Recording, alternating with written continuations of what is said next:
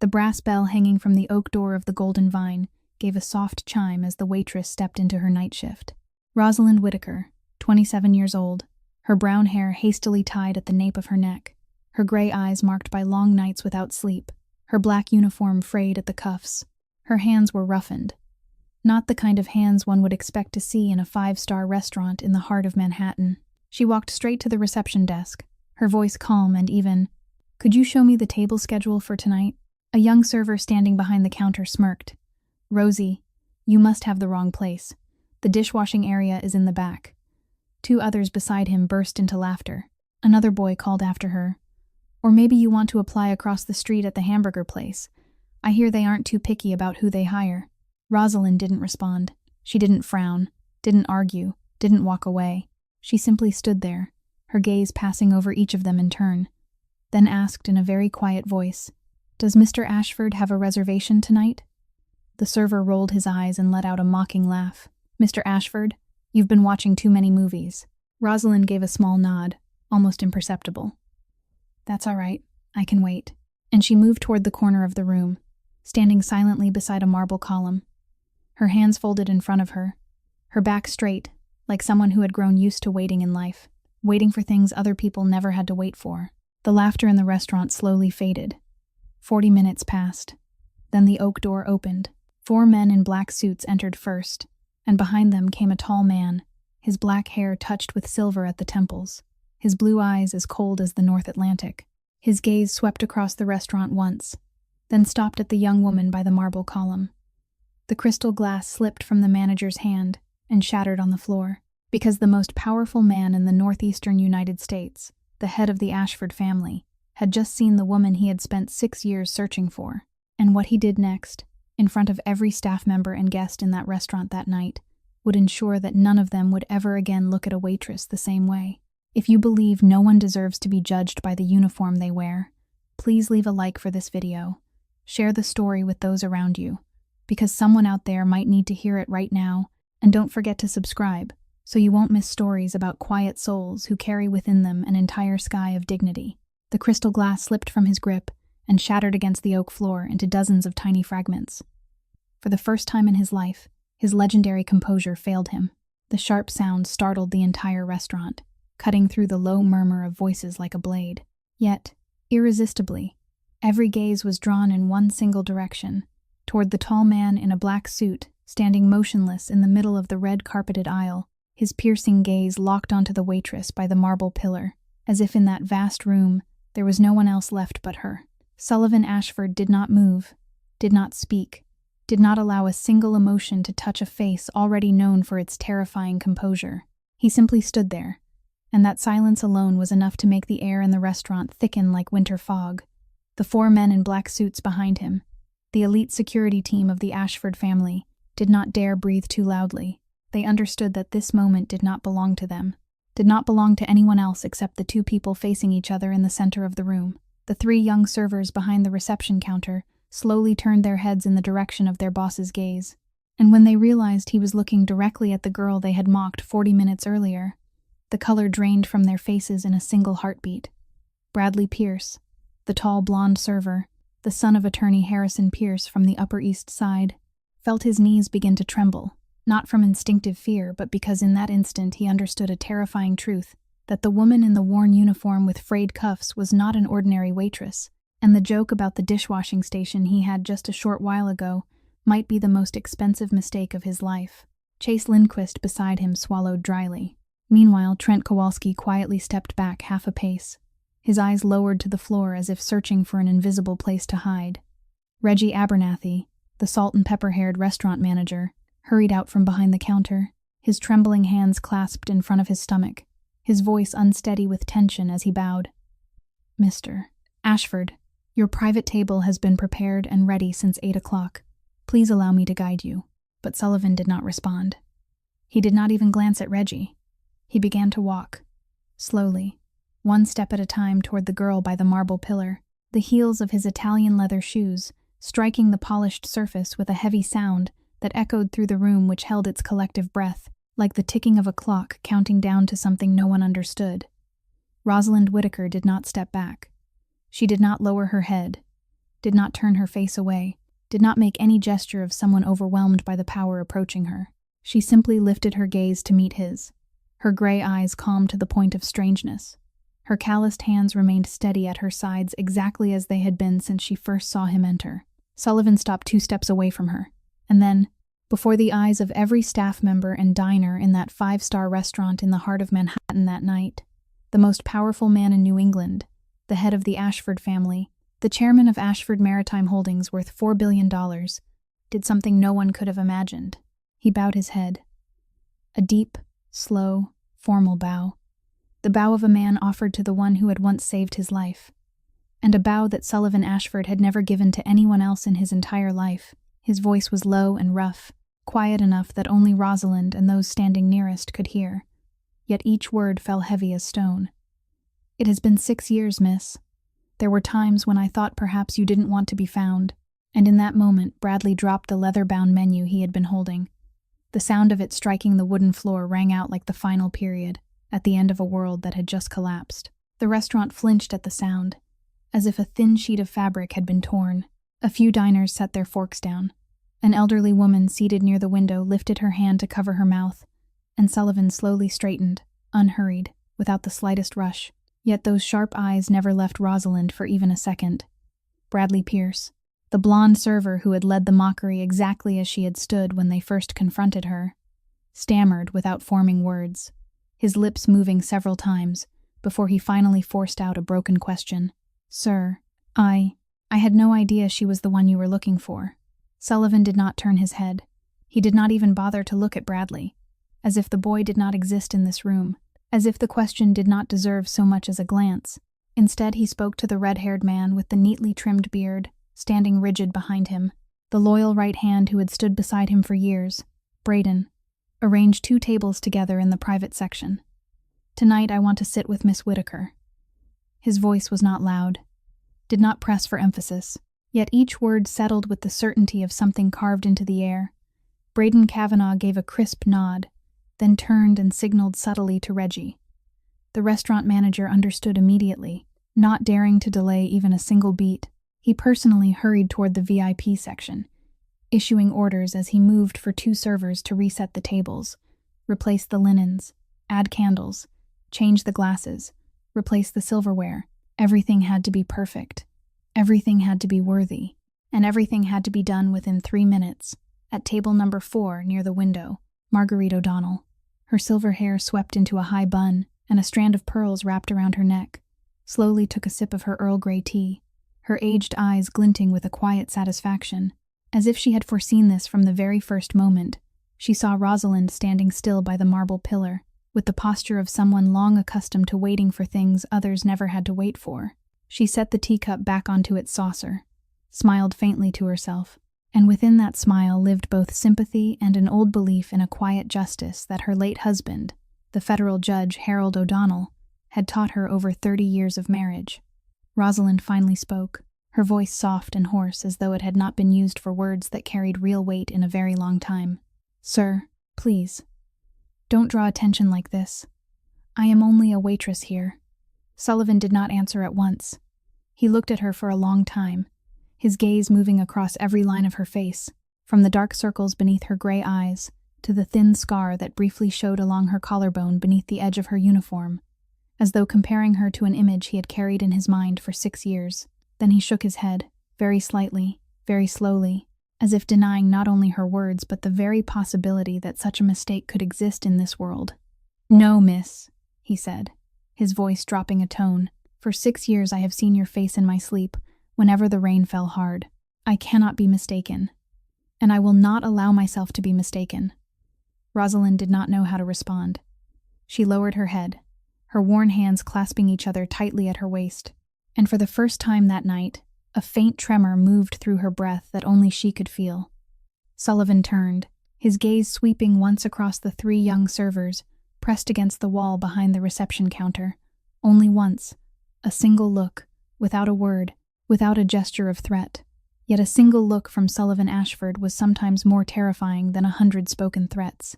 Chase Lindquist felt his feet step back slightly, without any conscious command. Trent Kowalski lowered his gaze to the floor, not daring to look up, his hands clenched at his sides as if trying to stop himself from trembling. Bradley stood frozen in place, his face so pale that beneath the crystal chandeliers, his skin reflected the waxen gray of candlelight. Without a single threat, without a raised voice, the three young men in their immaculate uniforms understood down to the marrow of their bones, that the woman they had laughed at 40 minutes earlier, the woman they had told to go wash dishes in the back, the woman they had mocked about the hamburger shop across the street, was the very person the head of the Ashford family had been searching for over 6 years. And in that moment none of them could believe they would ever again look at Rosalind Whittaker with the same eyes. Even though she still stood there in her worn black uniform, her calloused hands folded before her, silent as she had been all that long night. The 2 square tables had been pushed together in the private section on the right side of the restaurant. The spotless white tablecloth replaced.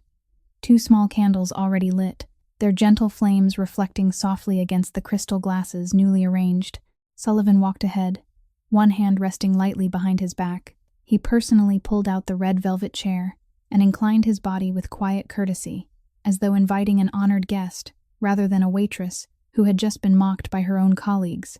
Rosalind hesitated for a brief moment, her gray eyes passing over the 3 young servers still pressed against the wall, then over Reggie, over Mrs. Maggie at table number 4, and finally settling on the chair before her. She sat down slowly, her back straight as it had been all evening, her worn hands placed neatly on her lap beneath the table, because she did not know where else to put them in a setting where she had never before been allowed to sit. Sullivan took the seat opposite her, composed and unhurried, his hands folded together on the table, hands carefully maintained with long fingers and neatly trimmed nails, a contrast so sharp it carried a quiet ache against the hands Rosalind was trying to hide beneath the table, hands marked with calluses across the palms, small scars tracing the joints of her fingers, remnants of years spent carrying heavy plates and washing dishes in hot water. Not a single diner in the restaurant that night left. Not a single one touched the food set before them. The sound of cutlery against porcelain had ceased entirely. Even the piano music in the corner had fallen silent at some unnoticed moment, leaving only the soft beginning of early winter rain, tapping gently against the glass windows overlooking Fifth Avenue, as though by some unspoken coincidence, everyone was listening. Though no one dared to turn openly, Sullivan began to speak, his voice even and low, without rise or fall, without drama or sorrow, like a man reading an old letter yellowed by time, a letter he had read again and again in his mind for 6 years. 6 years ago, he said, a night in November, it rained heavily in New York, the kind of rain people call a changing season rain. Cold and persistent, not heavy enough to flood the streets but enough to seep through even the thickest coats. He paused, his cold blue eyes lowering to the glass of water on the table, staring into its clear surface, as though looking directly into a past only he could see. Within that glass, Sullivan seemed to see again the narrow alley paved with stones, slick with rain, near Montefiore Hospital in the Bronx, to see again the dim yellow streetlights reflecting in shallow puddles, to see again his own face at 28, younger, more arrogant, and more foolish than the man he had become. I was attacked in that alley, he continued, his voice unchanged, severely wounded, so severely that later the doctors told me that by all ordinary medical standards, I should not be here tonight telling this story. He let his lips shift slightly, not a smile but the reflex of a man long accustomed to mocking himself before the things that should have broken him. It was a difficult period for my family, he went on. There were complicated internal conflicts. There were people I had once called uncle, cousin, brother. Yet in those weeks I no longer knew who was a friend, who was an opponent, who stood with me, and who was waiting for me to fall.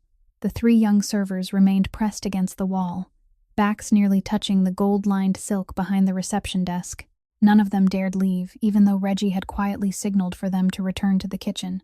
The 3 young servers, his head lowered just enough to appear respectful, yet still lifted enough to catch every word, Sullivan continued, his voice lowering by another quiet measure as if he were stepping more slowly into his memory. I lay there in the alley in the rain, he said, not knowing how many minutes I had left before everything went dark forever. There were people who passed by, many of them. It was an alley leading to a main avenue near the hospital, but not a single one stopped.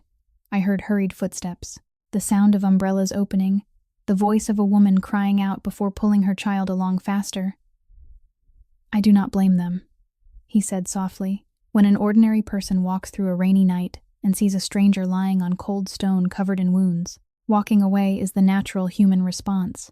It is the safe human response. And I understand that more than anyone. He lifted his eyes, and this time his cold blue gaze did not rest on the glass of water but on Rosalind, whose eyes were still lowered toward her hands. But that night, Sullivan said quietly, among all those who passed through that alley, there was only one person who stopped.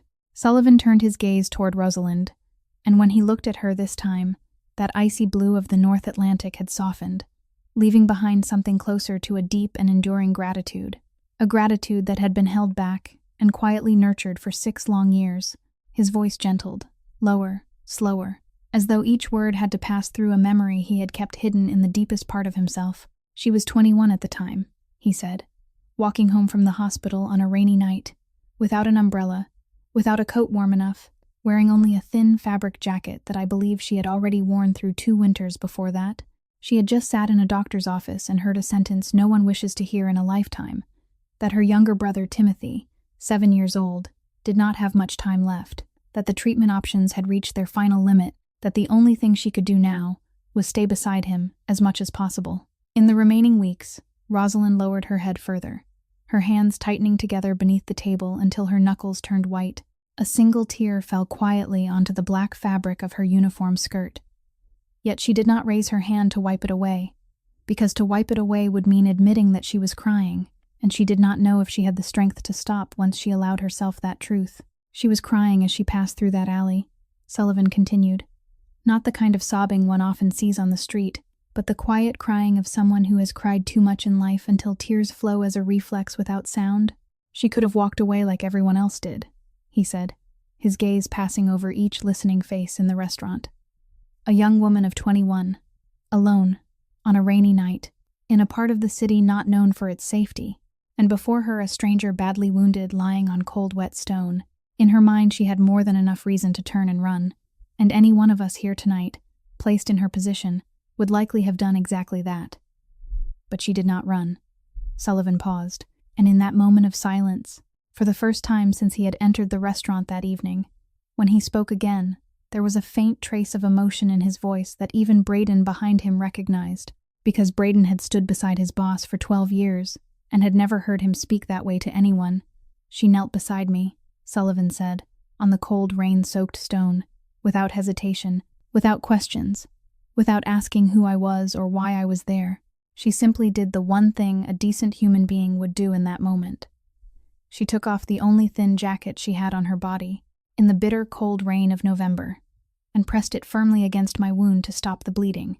Mrs.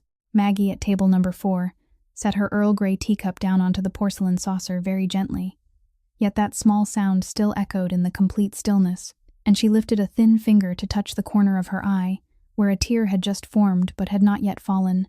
She took out her phone and called for an ambulance. Sullivan continued. But the rain was heavy, the signal weak. She had to call again and again before someone answered, and even after they answered, it took a very long time for the ambulance to reach that alley, because traffic around the hospital was congested on every street due to the storm. 23 minutes, he said. Those words fell onto the table like a heavy stone. 23 minutes she stayed with me. 23 minutes she kept me conscious. She knew that if I lost consciousness in that condition, I might never wake again, so she spoke to me without stopping, telling one story after another, anything that could keep me in this world a little longer. She told me about Timothy, about the way her brother drew dinosaurs with wax crayons on the backs of medicine wrappers in the hospital room. She told me about Columbia Law School, about the full scholarship she had given up, about the criminology classes she once loved. She told me about working 3 shifts a day, serving coffee in the morning, washing dishes in the afternoon, cleaning floors at night, all to gather every dollar for her brother's medical bills. And she told me about a long loneliness, a loneliness that had begun when she was 8 years old, the year her parents died in a fire in Queens and left the 2 of them alone in this world. Sullivan looked directly at Rosalind, his voice falling quiet. She did not know who I was, did not know what I did for a living, did not know that if she had been seen kneeling beside me that night she might have been in danger as well, but she did not leave me to die alone in that rain. And that, ladies and gentlemen, is why tonight I bowed my head to her. Sullivan rested his elbows on the table, his fingers interlaced to support his chin, in a rare moment where he allowed himself to reveal a trace of weariness, a weariness that did not belong to the body, but to 6 years of carrying a debt in his chest without knowing when it might finally be repaid. When the ambulance finally reached the entrance of the alley, he continued, his voice still steady and low, I was nearly unconscious. My vision had blurred, my hearing reduced to sounds as though they were echoing from beneath water. But there was one final image I managed to hold on to before everything went completely dark. It was her standing up beside me, her thin fabric coat soaked through and no longer holding any warmth, her hair clinging to her cheeks, her hands reddened from the cold, and from pressing so firmly against my wound for 23 minutes without pause. She handed me over to the paramedics, said a few words I could no longer hear clearly, then stepped back, one step, then another, and disappeared into the rain of that Bronx night. Sullivan paused, his gaze drifting out toward the restaurant window, where the early winter rain tapped softly against the glass in the same steady rhythm as that night in November 6 years ago. She left no name, he said quietly. No phone number, no address, not a single trace that could help me find her again. When I woke in intensive care 4 days later, the first thing I did was ask Braden about the woman who had saved me, and Braden could only give me 3 details. The paramedics remembered that she was a young woman with brown hair, and that she had left before they could even ask her name. The only thing she left behind, he emphasized, was not a message, not a note, but a ring. He lifted his head and looked directly at Rosalind, and I want everyone here to understand one thing clearly. His voice took on a firmer tone. She did not steal that ring while she was pressing her coat against my wound. The ring had become loose because I lost weight during my illness. As she gripped my hand to steady me while pressing the coat against my wound, it inadvertently slipped from my finger onto the stone beside me. She picked it up, held it in her palm the entire time she waited for the ambulance, intending to return it once I regained a little awareness. But the ambulance arrived too suddenly. The paramedics lifted me onto the stretcher too quickly, and she did not have time to return the ring to its owner. Sullivan turned toward Rosalind, his gaze softening. You still have it, don't you, miss? Rosalind did not answer with words. She reached into the side pocket of her black uniform and took out a small, worn fabric wallet, its edges frayed white from being opened and closed countless times over the years. She opened it. Inside was a small compartment sewn by hand, and from that compartment, she took out a silver ring, carefully wrapped in a piece of black velvet cloth. She unfolded the cloth, and the ring appeared beneath the gentle golden candlelight of the restaurant. On its surface was the finely engraved image of a hawk's head, its wings spread wide around an olive branch, the crest of the Ashford family known to anyone in the northeastern maritime business world. Rosalind placed the ring at the center of the table and gently pushed it toward Sullivan, her rough hands trembling slightly as she let go. I have carried it with me for 6 years, sir, she said, her voice hoarse but clear. Not because I wished to keep it, but because I always hoped that one day I could return it to its rightful owner. I did not know who you were. I did not ask your name that night because it never occurred to me, and by the time it did, it was already too late. About 1 year ago, I happened to read a business article in the Wall Street Journal about a port merger, and in that article, there was a photograph of you signing a contract. On your hand was a ring identical to this one, and beneath the photograph was a caption describing the Ashford family crest. I read that article 3 times. I sat in my rented apartment in the Bronx, with the newspaper in my hands and the ring on the table all through that night. I thought about finding a way to contact you, but she hesitated, unsure how to continue, but I feared that showing up at your doorstep would look like an attempt to cash in on a 6-year-old favor. I didn't want our reunion to be a transaction, so I waited until I could stand before you on my own merits, not as a person seeking a reward. Sullivan finished for her, his voice holding no reproach, only a long, contained understanding.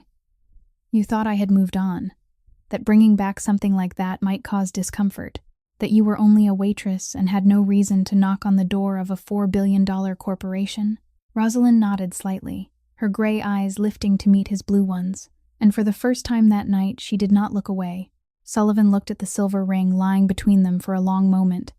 Then he reached out his hand, but did not pick it up. Instead, he covered her hand with his, closing her fingers around the ring. Keep it, miss, he said softly yet clearly. From tonight onward, this ring belongs to the one who saved its owner's life.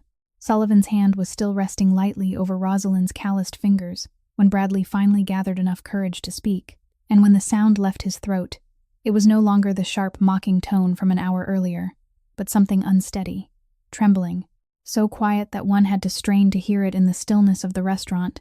He hesitated. She studied at Columbia Law School, sir. Sullivan slowly withdrew his hand, turned his head toward Bradley. And in that look, there was no anger, no irritation, no overt punishment, only a composed coldness. The kind of cold belonging to a man who has witnessed too much foolishness in life to waste energy being angry at another instance. Top 3 of the class of 2023, if she hadn't been forced to withdraw, Sullivan said evenly. Full scholarship at Columbia Law School, one of the most competitive scholarships in the United States. Her admission file included letters of recommendation from 3 professors, one of whom later became a legal advisor to the White House under a very prominent administration. She intended to become a prosecutor focusing on cases involving the vulnerable, women and children. That was what she wrote in her personal essay when applying to the school. Chase Lindquist swallowed dryly, his throat producing a faint sound that in this silence everyone could hear. Trent Kowalski lowered his head a little further, his eyes fixed on the stitching along the edge of the red carpet beneath his feet. Not daring to look up, Sullivan continued, his voice now slower, each word released deliberately, as though he intended that no one in the room that night be allowed to miss a single detail.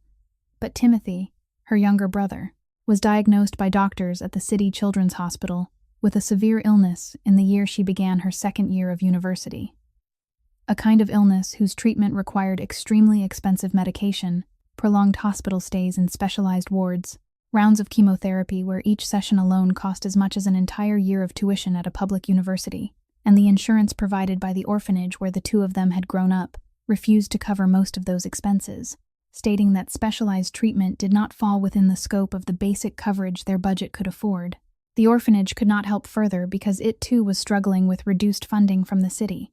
The 2 of them truly had only each other. Ladies and gentlemen, and when standing between the dream of her lifetime and the life of her 7-year-old brother, she chose her brother. She left school.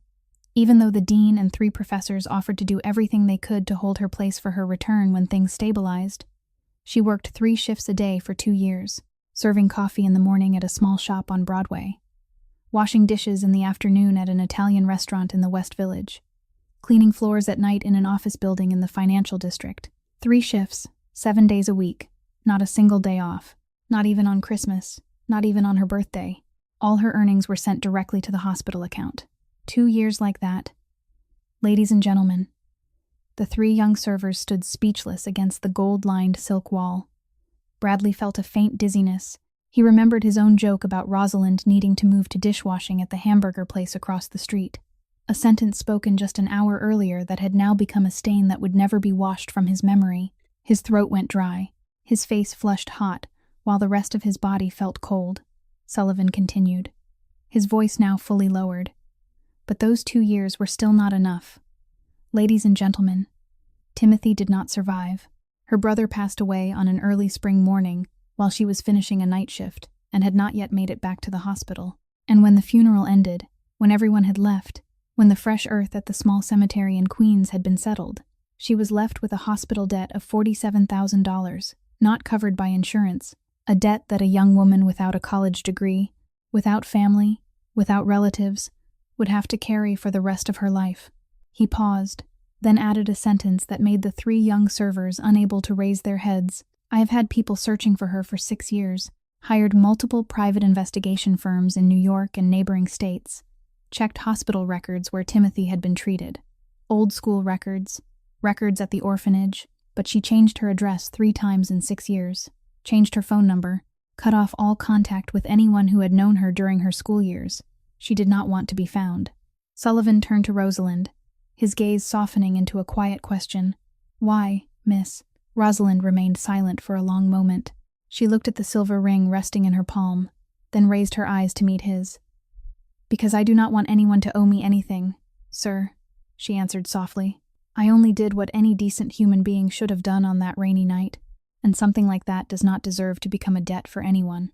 As soon as Rosalind finished speaking, the restaurant fell into a silence that carried its own weight, heavy and reverent. as though someone had just finished reading a passage of scripture inside a quiet chapel.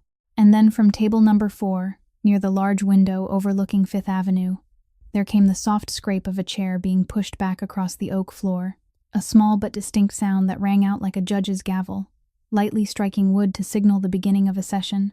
Marguerite O'Donnell rose slowly to her feet, one hand braced against the table for support, the other gripping the dark wooden cane that had been with her for more than 15 years since the day her husband passed away. Her silver-white hair was gathered neatly at the back of her head, the triple strand of pearls around her neck swaying gently as she straightened. The deep blue velvet coat, fastened with silver buttons, carrying the unmistakable presence of a woman from a generation where dignity had once been taught as a necessary discipline within the home. The entire restaurant turned toward her, and this time even Sullivan leaned back slightly in his chair, his blue eyes fixed with quiet attention on the elderly woman stepping away from her table. Mrs. Maggie moved forward at a measured pace, her cane tapping softly against the floor in steady rhythm. She passed table number 3, then table number 2, walking along the red-carpeted aisle until she stopped directly in front of the 3 young servers, pressed against the gold-lined silk wall behind the reception desk. She did not look at Sullivan, did not look at Rosalind. This time her gaze was fixed only on the 3 pale-faced young men before her. And when she spoke, her voice was firm and clear, carrying the authority of someone who had lived through too many tragedies to fear anything anymore. "I have been sitting at that table since 7 o'clock this evening," she said, her voice reaching the far end of the restaurant without the need to be raised. "I have been drinking Earl Grey tea, reading the Times, and I have seen very clearly how you treated this young woman." Bradley lowered his head until his chin nearly touched his chest, not daring to meet her eyes even for a second. Chase stood frozen, his arms hanging at his sides, while Trent clasped his hands together in front of his stomach like a child awaiting a reprimand. "Mrs. Maggie continued, her voice neither faster nor slower, holding the steady cadence of someone delivering a judgment carefully considered. "My husband, Harold O'Donnell, served as a federal judge for 30 years in the Southern District of New York," she said. "He presided over more than 2,000 cases throughout his career, many of them involving individuals far more powerful than you are now. And he used to tell me something, he said, one winter evening in our kitchen in 1994, after concluding a trial that lasted 7 months. No one dared interrupt her. There was not a single cough, not a single clink of glass. Even the rain against the window seemed to soften, as though unwilling to break her words. Mrs. Maggie paused for a moment, looking at each of them in turn before continuing. "He told me that in a courtroom, outsiders often believe that the one who holds power is the one seated at the bench, the one holding the gavel, the one wearing the black robe. But that is not the truth," Harold said. "The one who truly holds power in that room, and in any room, is the one who can remain standing through the storm without needing to sit anywhere at all, the one who can preserve their dignity, while everything around them is trying to strip that dignity away." She turned slowly, and for the first time since she had risen, her gaze shifted to Rosalind. "I have watched this young woman stand by that marble pillar for 40 minutes, she said, "while you mocked her, while others in this restaurant cast sideways glances filled with scorn, while not a single person offered her a chair or even a glass of water. And from the very first moment, I knew with absolute certainty, without the slightest doubt, that she is exactly the kind of person Harold spoke of on that winter night in our kitchen." Rosalind slowly lifted her head, and for the first time that evening there was a trace of emotion in her gray eyes that she could not conceal. A tear that had lingered for so long at the corner of her eye finally slipped down just a little, before stopping along her cheek. "Mrs. Maggie stepped closer, leaning lightly on her cane. Her other hand, thin and lined with age, came to rest gently on Rosalind's shoulder, with the tenderness of a mother touching her daughter, a warmth Rosalind had not felt from anyone since she was 8 years old. "You are stronger than you think, my child, Mrs. Maggie said softly, her voice lowered now so that only Rosalind and Sullivan could hear. "And no matter where your life leads you after tonight, never, not once in your life, forget that." Mrs. Maggie's lined hand had just lifted from Rosalind's shoulder when she slowly turned back toward her table number 4, the sound of her dark wooden cane touching the floor still steady, like the heartbeat of a quiet witness who had finished her testimony. At that exact moment, Sullivan rose from his chair. Not fast, not slow. Yet every movement of the man standing nearly 6 feet 3 seemed to tighten the air in the room by another degree. He turned toward the three young servers still standing in silence against the gold-lined silk wall, and this time he truly looked at them. That cold blue gaze carrying no words, yet the silence within it was enough to send a chill down Bradley Pierce's spine, from the back of his neck to his lower back.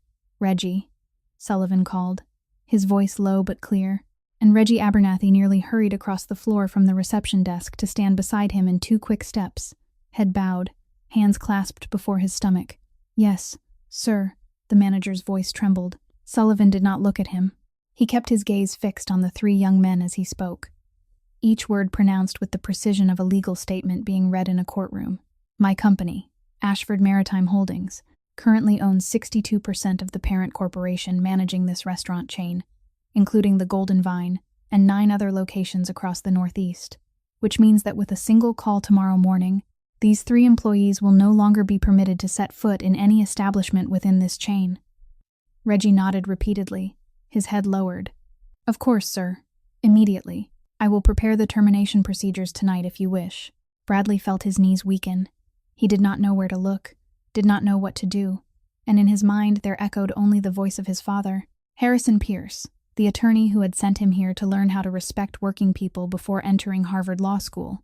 And now he was about to go home and confess that he had been dismissed from a 5-star restaurant for mocking a waitress who had once saved the life of the head of the Ashford family. But at the very moment Reggie was about to take out his notebook, Rosalind stood.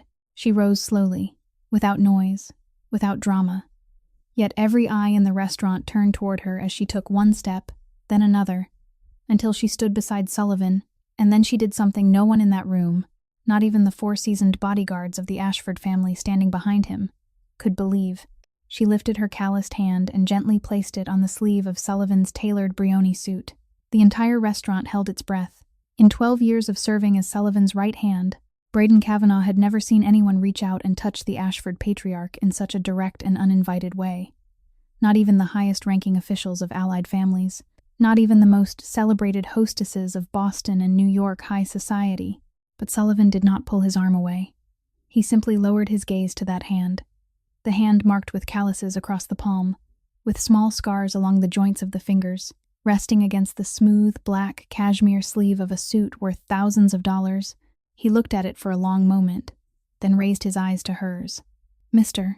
Ashford, please do not," Rosalind said, her voice soft yet clear, enough for those within 3 tables to hear. "They are still young, sir.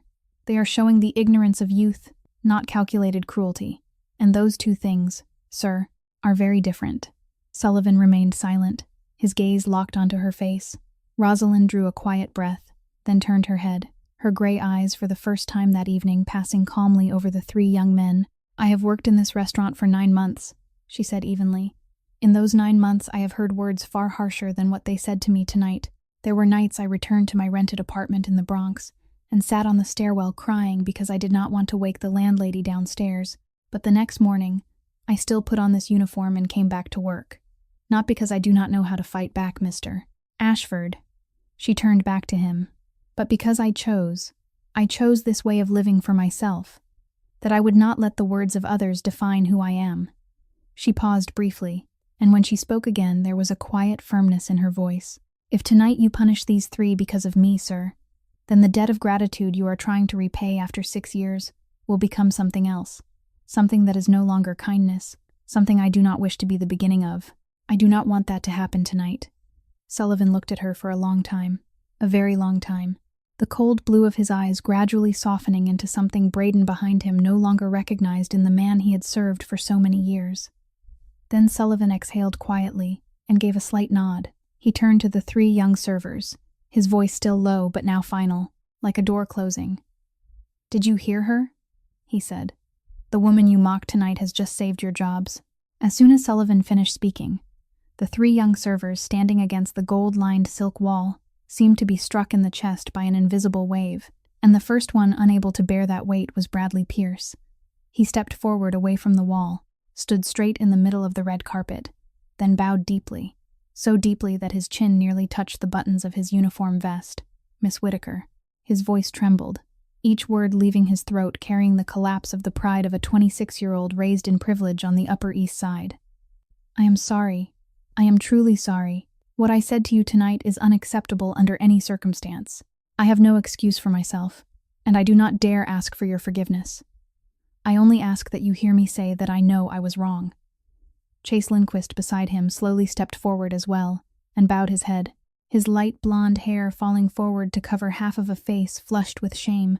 Was the most difficult to speak, because he knew well that over the past 9 months he had often joined Bradley's jokes when Rosalind was not present, and now that the truth about this woman had been laid bare before the entire restaurant, he did not know where to begin his apology.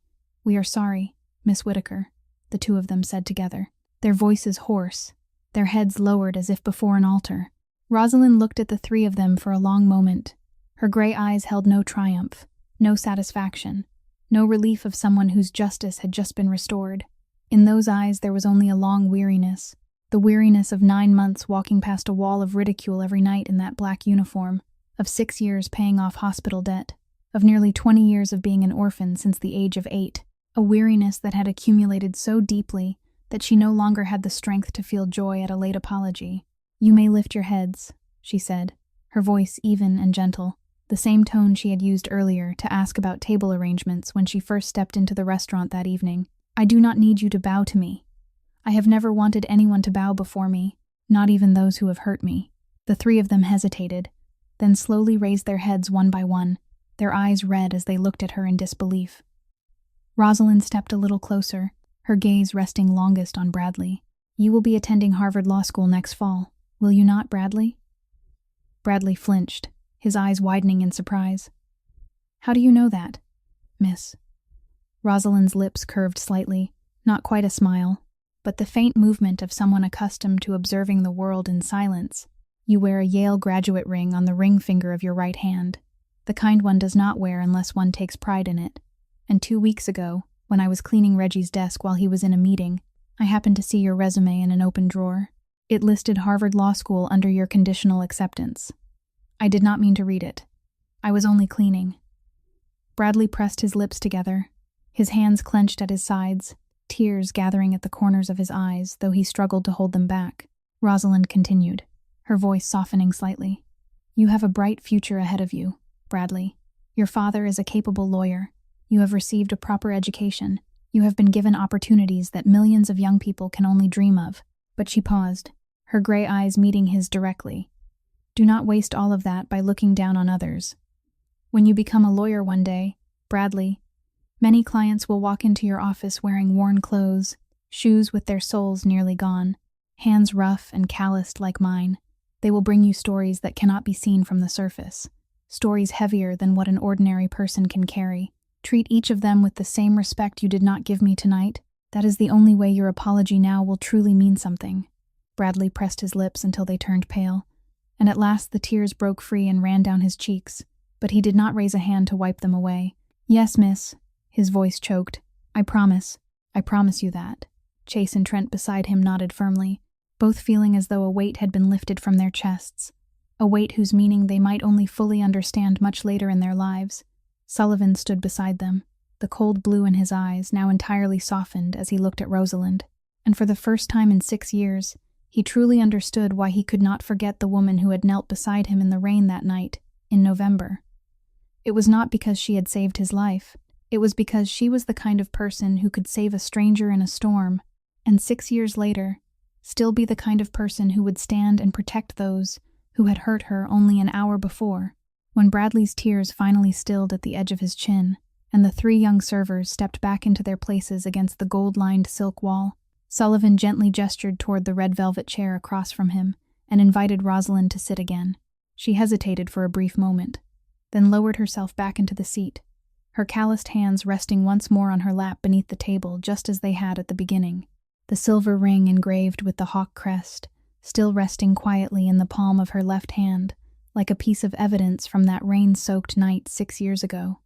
Braden Kavanaugh stepped forward silently from behind, his leather shoes making no sound against the oak floor. He placed a small black fabric envelope, edged with fine silver stitching, beside Sullivan's elbow on the table, then stepped back 2 paces, his hands clasped behind his back, his gaze turned toward the window to give this moment as much privacy as it could hold. "Miss Whitaker," Sullivan began. and for the first time since entering the restaurant that evening, his voice had truly softened, warm and low like that of an old friend speaking in a quiet living room, rather than the voice of the head of the most powerful family in New England. "There are a few things I need to say to you, and I would like to say them now, before this evening comes to an end." Rosalind lifted her eyes to him, her gray gaze steady, waiting without anticipation, without defense, carrying only the calm of someone accustomed to hearing difficult truths in her life.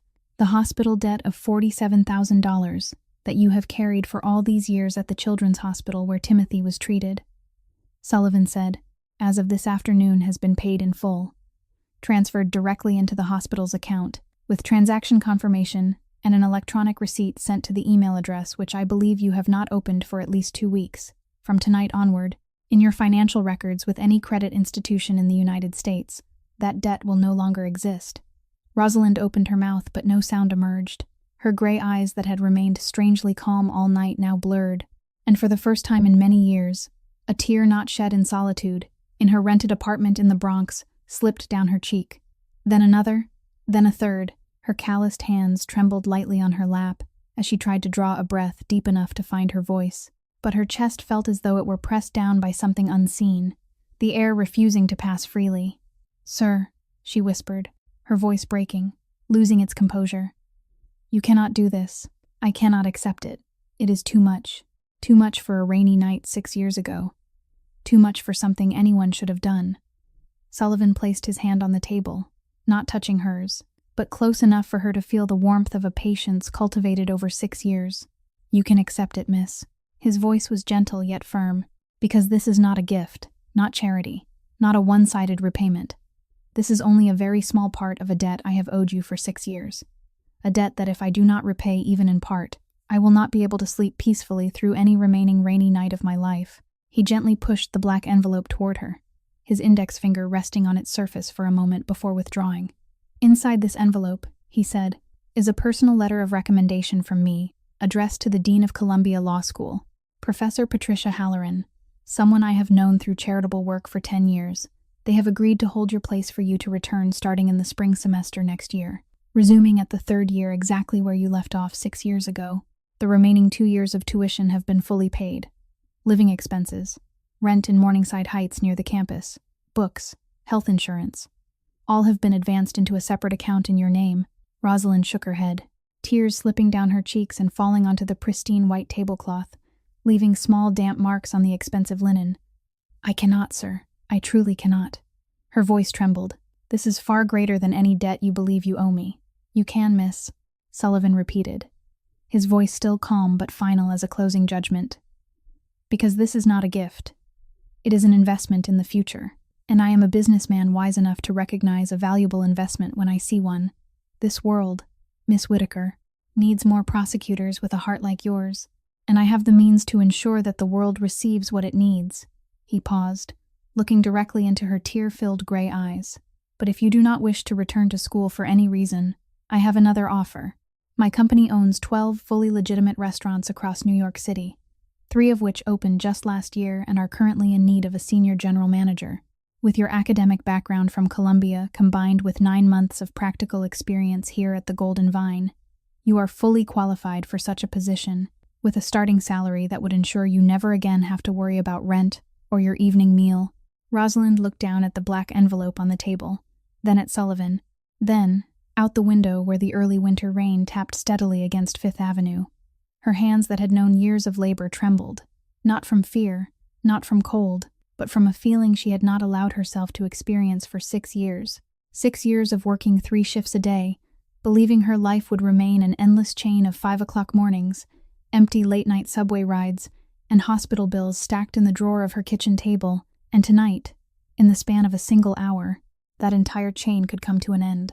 Rosalind's rough palms were still closing around the black fabric envelope edged in silver, and she lowered her gaze to it as though looking at something too precious to believe it was truly resting in her palm, when the brass bell above the oak door of the restaurant rang once more, this time not soft and gentle as it had been when she began her shift earlier that evening, but sharp, like a warning.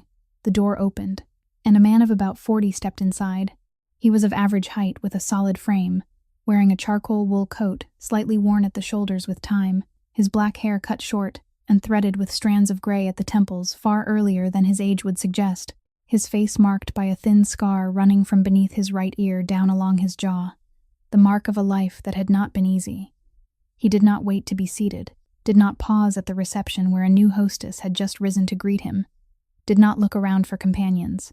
He walked straight into the center of the restaurant. Every step deliberate, every direction purposeful, and that purpose led directly to the table where Sullivan sat with Rosalind.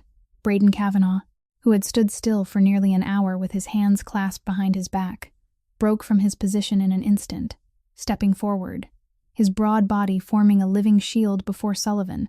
The other 3 Ashford bodyguards moved simultaneously from 3 corners of the room, not a word spoken, yet in a breath they had formed a tight protective circle around the 2 red velvet chairs where Sullivan and Rosalind sat. Diners at nearby tables quietly lowered their heads toward their plates. A few women lifted napkins lightly to their lips. No one dared breathe too loudly, for everyone sensed that the atmosphere in the room had shifted in an instant.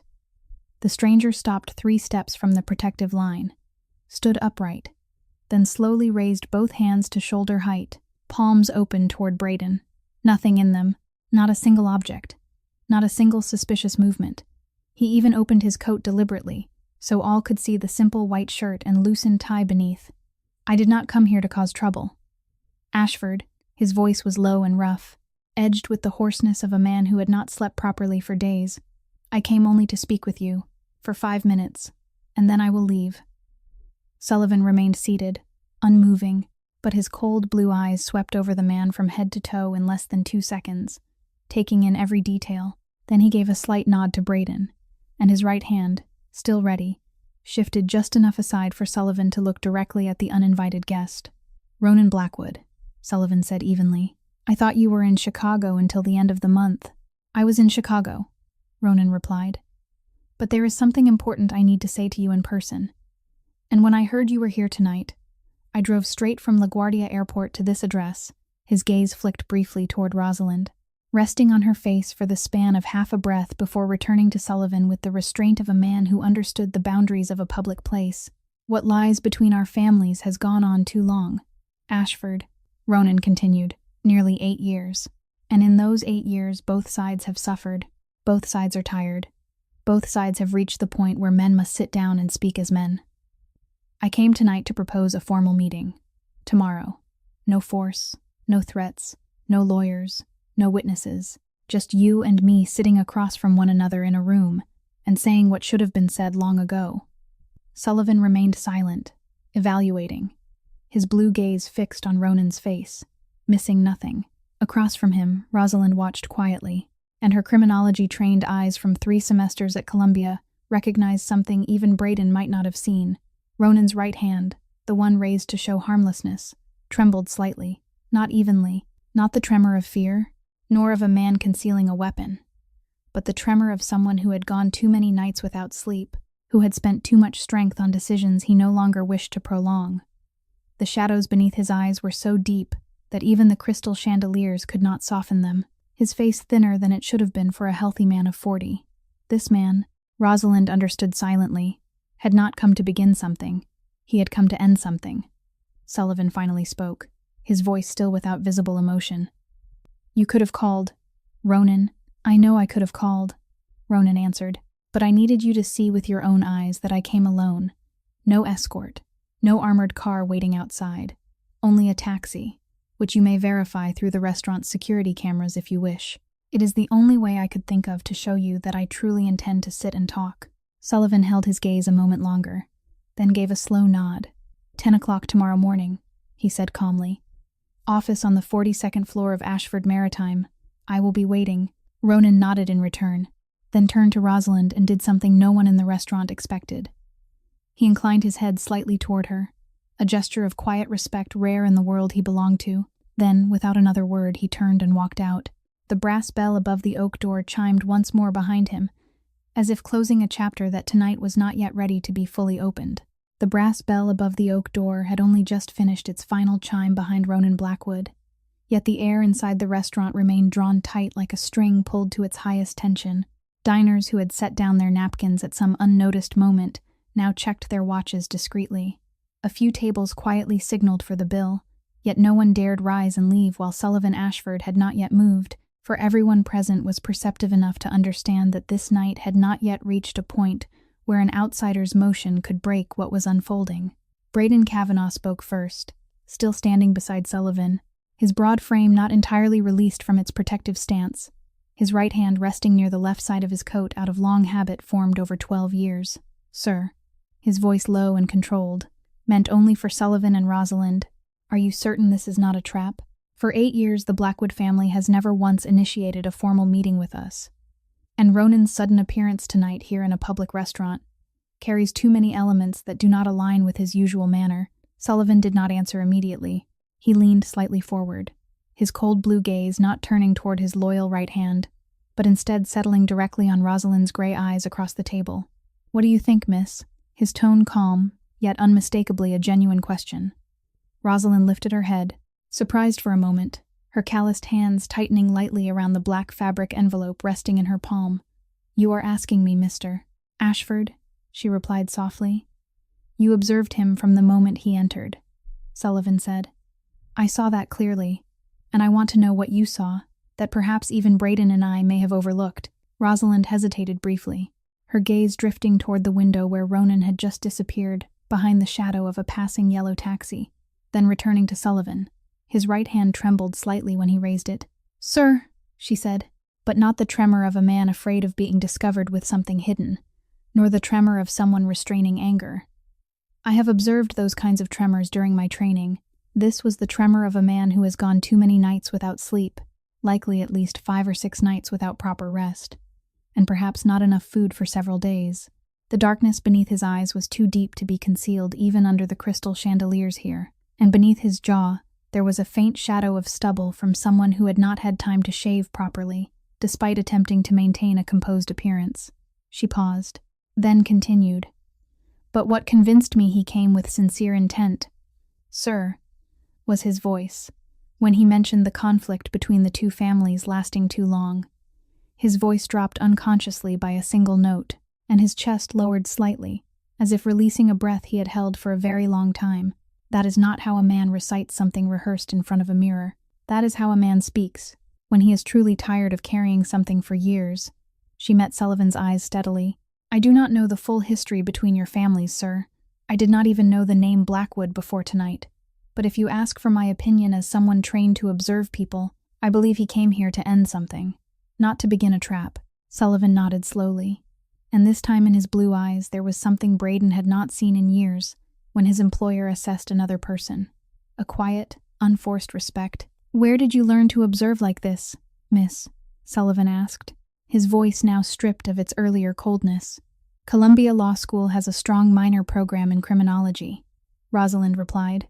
"In my first 2 years, I completed 6 credits in reading body language during interrogation and analyzing behavior under pressure. During the summer of my 2nd year, before Timothy fell ill, I interned for nearly 3 months at the Manhattan District Attorney's Office, assisting with documentation for a senior prosecutor specializing in complex fraud cases, and she taught me that in 90% of hearings, the truth is not in what people say, but in how they sit down, how they place their hands on the table, how they breathe when asked a question they do not want to answer." Bradley stood in the corner of the restaurant with his mouth slightly open, and in that moment, he truly understood that he had not merely insulted a waitress tonight. He had insulted a woman who might one day become the kind of opponent his father would never wish to face in a courtroom. Chase and Trent looked at Rosalind with entirely different eyes than they had an hour earlier. No longer mockery, no longer superiority, only the quiet recognition of something far beyond their understanding. Sullivan turned to Braden, his voice concise and decisive. "She is right. Prepare for the meeting at 10 o'clock tomorrow morning in my office on the 42nd floor. I want the small conference room. No recording from our side. Only me and him." Braden nodded. "Yes, sir." Sullivan turned back to Rosalind, and now there was a new light in his gaze. "Would you like to attend tomorrow's meeting, miss?" As my assessing a partner's honesty in the discussion. Rosalind shook her head gently, a faint, almost invisible smile touching the corner of her lips. "You have only just found me again after 6 years, Mr. Ashford," she replied. "It is too soon for me to take on such a role in matters so important to your family. and it would not be fair to either side if I agreed. But I thank you for asking, and I thank you for trusting me enough to ask that question." Sullivan smiled, and it was the first genuine smile he had shown all night. Small and quiet, yet enough to soften the lines of a face long accustomed to severity. A moment only Rosalind and Braden seemed to notice. "You have not changed at all, miss," he said, "even after 6 years." As Sullivan's brief smile faded, Braden took out his phone and quietly stepped aside to make several calls, preparing for the 10 o'clock meeting the next morning on the 42nd floor. The other 3 bodyguards gradually loosened their protective circle and returned to more discreet positions at either end of the restaurant. The tension that had stretched tight for more than 2 hours finally began to ease. Reggie gave a subtle signal for the pianist in the corner to resume, and a slow, gentle piece by Chopin rose into the air, as though brushing away the dust of what had just unfolded. Around the room, diners gradually lifted their utensils again, the soft clinking of cutlery against porcelain returning in scattered rhythm, life within the restaurant slowly reclaiming its ordinary pace. Yet Rosalind knew, and every guest present that night knew, that no one who had been inside the Golden Vine on this November evening would ever forget what they had witnessed. Not in 10 years, not in 20, not for the rest of their lives. Sullivan waited until the piano had moved past its opening passage, waited until a server brought a fresh pot of hot tea to replace the one gone cold, waited until the black fabric envelope resting in Rosalind's hands no longer caused her fingers to tremble. Then he slowly turned toward her, the cold blue of his gaze from earlier now completely gone, replaced by a softness that even Braden, who had stood beside him for 12 years, had never seen before. "Miss Whittaker," Sullivan said, his voice low and warm like the red velvet beneath their elbows. "There is something I wish to say to you, and I ask that you listen to me until I finish. Whether or not you agree with what I say," Rosalind gave a slight nod, her gray eyes clear again after the earlier wave of emotion, yet carrying a quiet reverence as though preparing to hear something of great importance. "My family has a rule," Sullivan continued slowly, "a rule my father, Alastair Ashford, taught me when I was 12 years old. Sitting in the oak-paneled library of our old home in Boston, beside a burning fireplace on a winter night in 2004, he folded his hands on the table, his right thumb gently turning, the family ring his father had passed down to him on the day he assumed leadership of the family 5 years earlier. My father told me that in a man's life there are many kinds of debts, debts of money, debts of promises, debts of honor, but among them there is one debt that is the heaviest and the most sacred, a debt of gratitude, and a debt of gratitude must be repaid with a lifetime, not with money, not with a letter of thanks, not with an expensive gift, but with the full presence of one's being until the final breath leaves the chest." Rosalind said nothing. She lowered her head slightly, her calloused hands resting on the table, closing gently around the silver ring in her palm, listening with all the attention she could give. Sullivan continued, his voice softer now, deeper, like someone reciting a vow long kept within his heart. "I cannot take away your pain, miss. I do not have that power, and I will not pretend that I do. I cannot bring Timothy back to you. I cannot erase the night your brother passed while you were still finishing your shift in the financial district. I cannot return the 6 years of youth you gave to 3 shifts a day. I cannot mend the nights you sat crying on the stairwell of your rented apartment in the Bronx. I cannot erase the looks of contempt from those who knew nothing about you, yet dared to look at you as they should not look at another human being. But there are other things, miss, things that I, as the head of the Ashford family, have the power to ensure from this moment forward." He paused, his blue eyes meeting her gray ones, now glistening with tears. "From tonight onward, Miss Whittaker, there will not be a single person across the United States who will dare harm you again. No one will dare mock you. No one will dare look down on you. No one will dare make you stand waiting 40 minutes in a restaurant where you work. No one will dare look at your calloused hands the way those 3 young men did tonight. You will never again have to work 3 shifts a day. You will never again sit in your rented Bronx apartment at midnight, counting every dollar from your wages. You will never again have to choose between paying hospital bills for a loved one or having a proper meal after a 14-hour shift."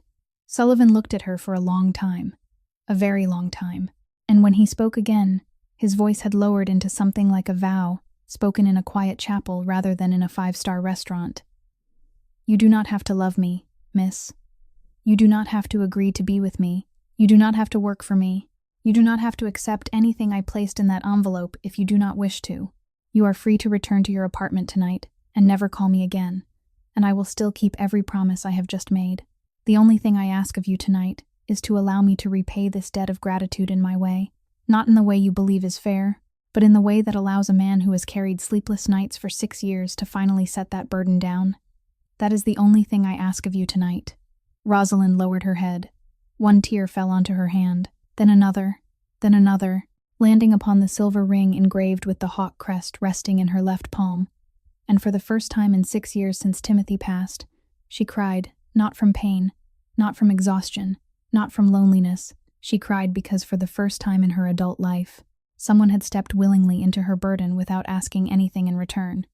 At table number 4 near the window, Marguerite O'Donnell gave a gentle nod toward the two of them, her aged eyes filled with tears, and she quietly lifted the handkerchief embroidered with her husband's initials to dab softly at the corner of her eye. When the final cups of tea had cooled in their porcelain saucers, when the piano piece was drifting toward the closing notes of a melancholy Chopin, when the last diners had begun to quietly sign their bills and gather their belongings to leave into the night, Sullivan gently set his napkin at the edge of the table and rose from the red velvet chair. He did not hurry, did not perform. There was only the composed dignity of a man who had spent his entire life learning how to stand and sit properly in places that mattered.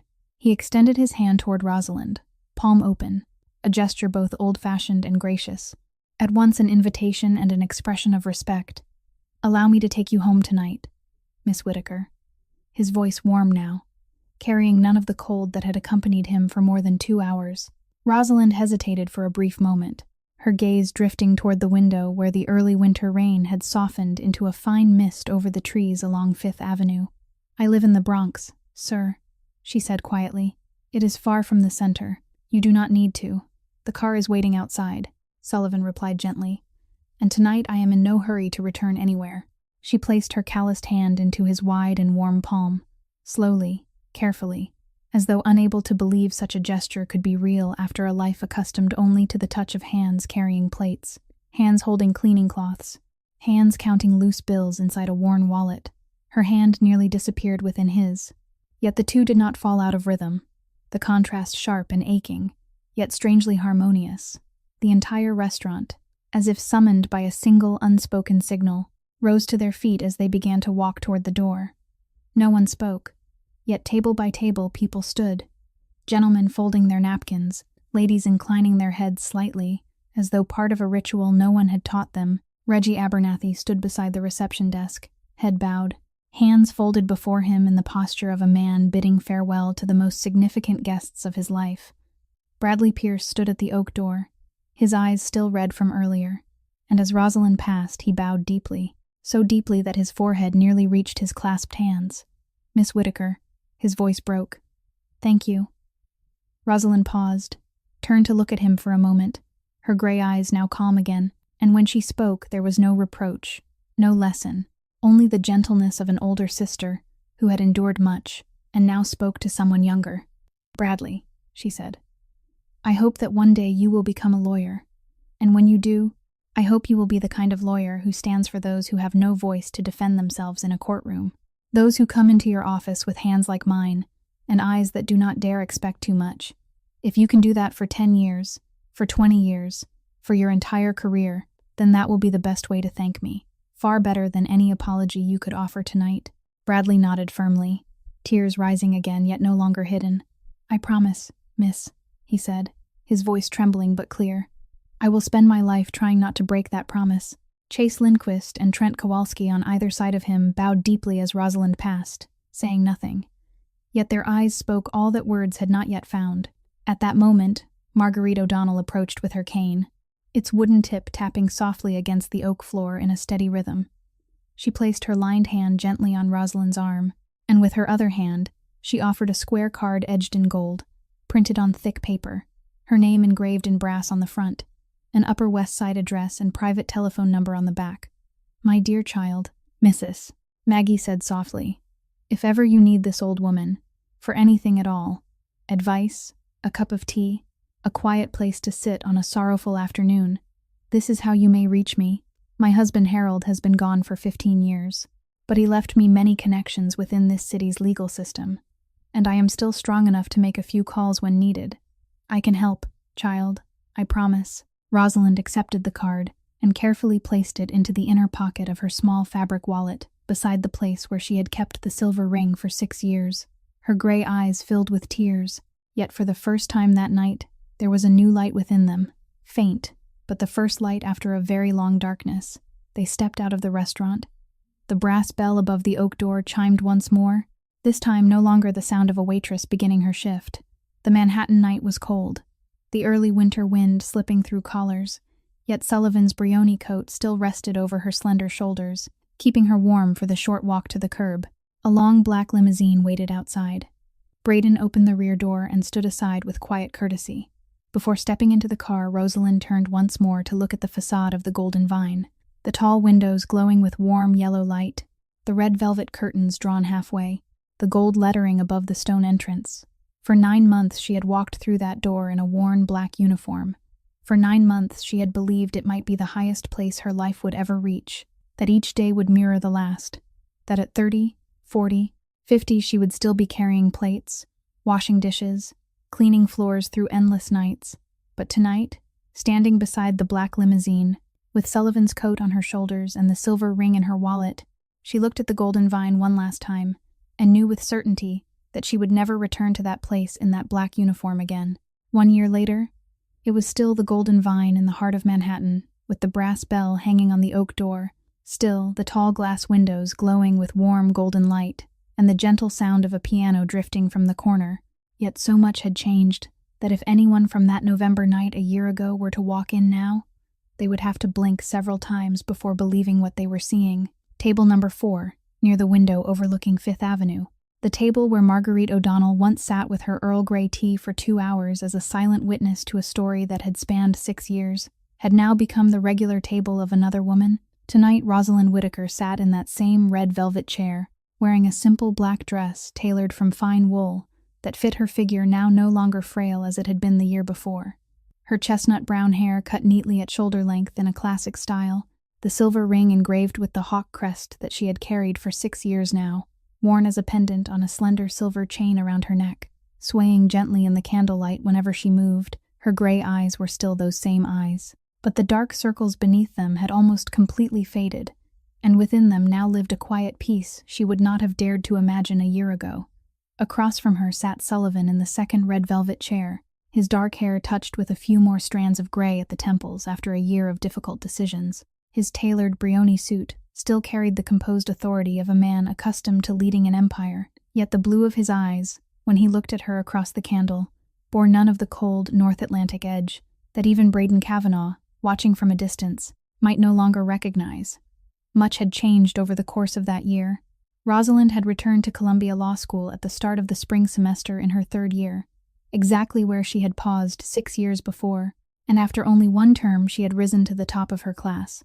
Professor Patricia Halloran had personally invited her to become a teaching assistant for advanced criminology, beginning the following term.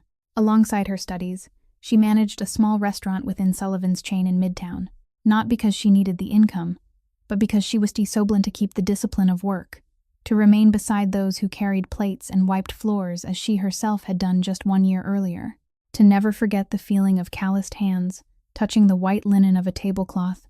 She had used part of her salary from that position to establish a small scholarship fund in Timothy's name for law students caring for seriously ill siblings, and to date it had supported 4 young recipients.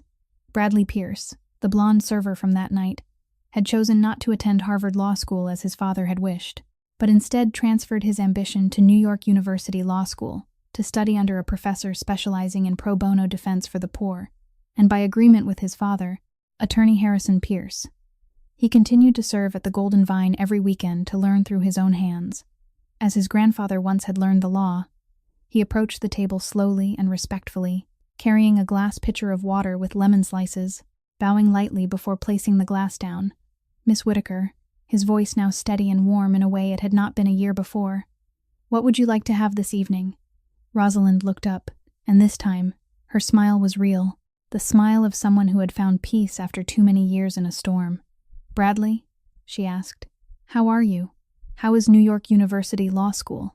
Has your father forgiven you yet for changing schools?" "I am well, miss," Bradley replied. "My father has come to accept it. Next month, I begin a 3-month internship at the Manhattan District Attorney's Office, the same place you once interned. Rosalind nodded with quiet satisfaction, her gaze lingering on him for a moment, as one might look at a younger brother who had grown beyond who he once was on the night he dropped the leather-bound menu onto the oak floor. When Bradley stepped away, Sullivan watched Rosalind through the candlelight for a long moment, his hand gently turning the glass of red wine before him. Then he spoke, his voice still low and warm. "Do you remember what I told you at night? The night we reunited at the Golden Vine? About the debt of gratitude that must be repaid over a lifetime?" Rosalind nodded softly, her gray eyes never leaving his. "I do not want you to repay that debt anymore, Sullivan," she said, her voice gentle yet certain. She reached her hand across the table and placed it over his, her hands once rough now less weathered after a year free from 3 shifts a day, yet still bearing small scars along the joints like memories she chose not to erase. "I want you to stand beside me," she continued, "not because of a debt from 6 years ago, not because of that rainy night in November, not because you owe me or I owe you anything. I want you beside me because tonight, sitting at this table, with you, I have chosen you." Sullivan said nothing for a long moment. He simply looked at her, and in the blue of his eyes belonging to a man long accustomed to leading the most powerful business empire in New England, something began to glow, like candlelight spreading across polished metal. Then he quietly reached into the inner pocket of his jacket and brought out a small square black velvet box, placing it on the table between them and opening it slowly. Inside, resting upon red silk, lay another silver ring, engraved with the same hawk crest with wings spread around an olive branch as the one Rosalind had carried for 6 years. Yet this ring was more delicate, more refined, clearly crafted for a woman's hand. "The Ashford family possesses 2 such sacred rings bearing this crest," Sullivan said, his voice lowering another note. "The first is the family ring of its head, the one that fell on that rainy night 6 years ago, and became yours from that moment on. This second ring was kept by my father, Alastair Ashford, in the family vault for many years, and before he passed, he entrusted it to me with a single instruction. He told me to keep it safe and to take it out only once in my lifetime, to give it to the woman I choose to walk beside me until the end. I did not know when I would ever be permitted to use it. Rosalind, for 7 years as head of the family, I met no woman who made me want to open that vault, until tonight." Rosalind extended her hand, and Sullivan took the ring and placed it onto the ring finger of her left hand slowly. Her hands, now much softer than a year before, trembled gently beneath the candlelight, but this time not from exhaustion, not from cold, not from pain.